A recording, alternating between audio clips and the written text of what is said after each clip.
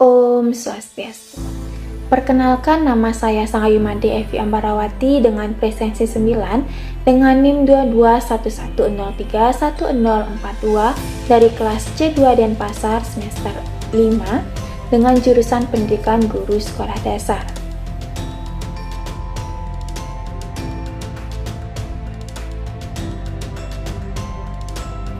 Pada kali ini saya akan membawakan materi terkait bab 7 kelas 3 pembelajaran IPA Sekolah Dasar Kurikulum Merdeka, yaitu cerita dari kampung halaman. Bab 7 sendiri memiliki 3 topik A, topik B, dan topik C.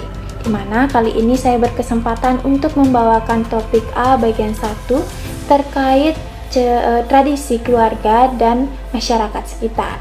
Pada topik A ini saya akan memfokuskan tentang tarian tradisional dan juga rumah adat dari beberapa daerah di Indonesia. Sebelumnya, apa sih itu tradisi atau budaya? Tradisi atau budaya merupakan suatu kebiasaan atau adat istiadat yang dilakukan oleh masyarakat tertentu secara terus-menerus atau berulang, dilakukan secara turun-temurun dari nenek moyangnya. Lalu, adapun alasan mengapa Indonesia sendiri memiliki keberagaman kebudayaan. Salah satu alasannya adalah karena Indonesia memiliki kondisi alam yang berbeda-beda di tiap daerahnya. Misalnya, tradisi di dataran tinggi dan juga di dataran rendah akan berbeda karena kondisi alamnya.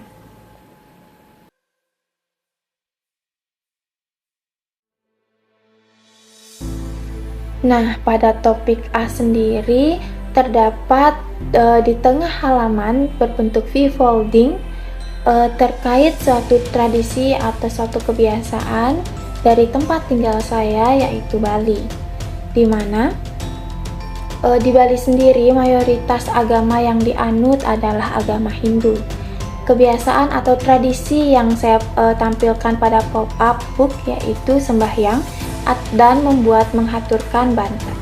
Sembahyang atau menghaturkan banten merupakan satu kebiasaan dari masyarakat Hindu di Bali untuk bertujuan mengucapkan puji syukur kepada Tuhan atas anugerah yang telah diberikannya.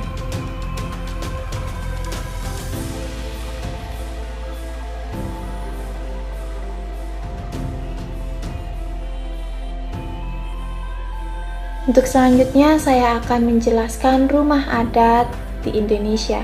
Ada beberapa yang saya ambil. Yang pertama yaitu rumah adat di daerah saya sendiri, yaitu Bali, yang biasanya disebut Gapura Candi Bentar. Di rumah adat Bali ini ada beberapa yang membentuk atau menjadi ciri khas dari rumah adat Bali, yaitu ukirannya ataupun beberapa tempat atau titik-titik pembeda dari rumah adat dari daerah lainnya. Misalnya ada pura. Pura sebagai tempat persembahyangan di agama Hindu tentu pasti ada dalam setiap rumah di Bali di Indonesia. Yang kedua ada rumah gadang Minangkabau, Sumatera Barat, menjadi salah satu rumah adat di Indonesia yang sangat cantik dan cukup besar. Gadang dalam bahasa Minangkabau diartikan sebagai besar, sehingga rumah gadang ini merupakan dalam bahasa Minangkabau berarti rumah yang besar. Rumah adat gadang ini juga biasanya sering disebut sebagai rumah adat bergonjong, di mana hal ini dikarenakan atap dari rumah gadang ini bergonjong melancip ke atas menjulang tinggi. Ada juga beberapa orang yang mengatakan bahwa rumah adat gadang ini memiliki atap yang berbentuk trapesium terbalik ataupun berbentuk tanduk kerbau. Rumah adat gadang ini biasanya berfungsi untuk melakukan musyawarah dalam keluarga ataupun masyarakat sekitar, dan juga biasanya untuk merawat orang yang sakit.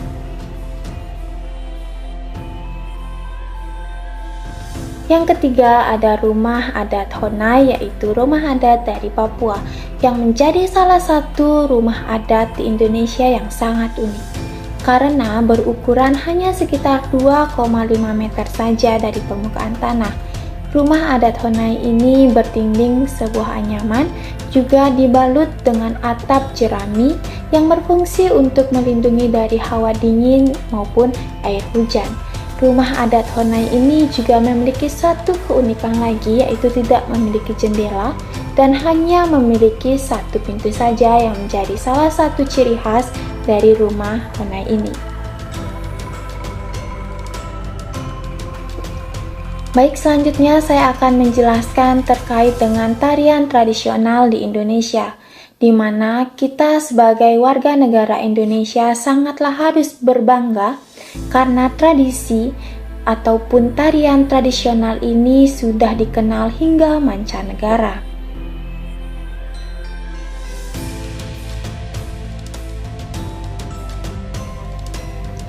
Adapun beberapa tarian yang akan saya jelaskan pada kali ini. Yang pertama, tari Janger dari Bali. Tari Janger dari Bali ini biasanya difungsikan sebagai sarana penghiburan bagi masyarakat sekitar, di mana tari Janger ini memiliki musik serta gerakan yang sangat ceria dan bersemangat, yang biasanya ditarikan oleh pemuda maupun pemudi dari daerah Bali yang saling berpasangan dan bernyanyi sambil bersaut-sautan.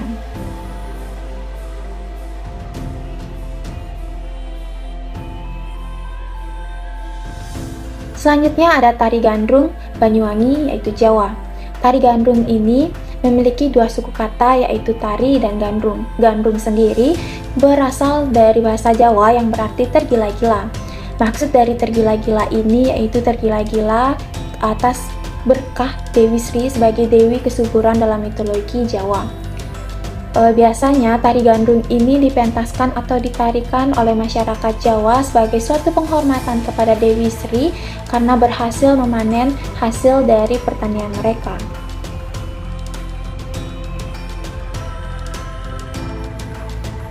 Selanjutnya yang ketiga ada tari gong dari suku Dayak Kalimantan, di mana tari gong ini memiliki filosofi sebagai tarian kelemah lembutan seorang wanita. Tarian ini biasanya difungsikan sebagai suatu tarian untuk penyambutan tamu maupun pengucapan syukur atas penyambutan ketika seorang bayi ataupun anak yang baru lahir.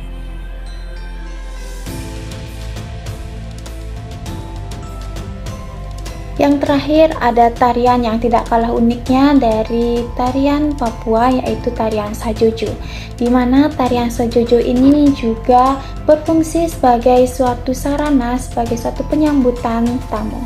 Tarian Sajojo ini haruslah ditarikan dengan sangat ceria dan beriringan oleh penari. Sekian yang dapat saya jelaskan mengenai topik A, tradisi keluarga dan masyarakat sekitar, di mana saya menjelaskan terkait kebudayaan Indonesia, yaitu rumah adat maupun tarian tradisional masyarakat di Indonesia.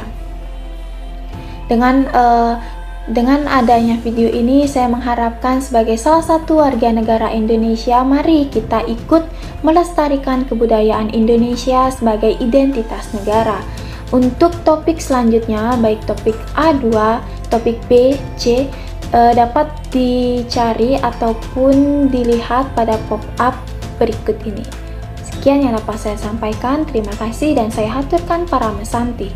Om Santi Santi Santi.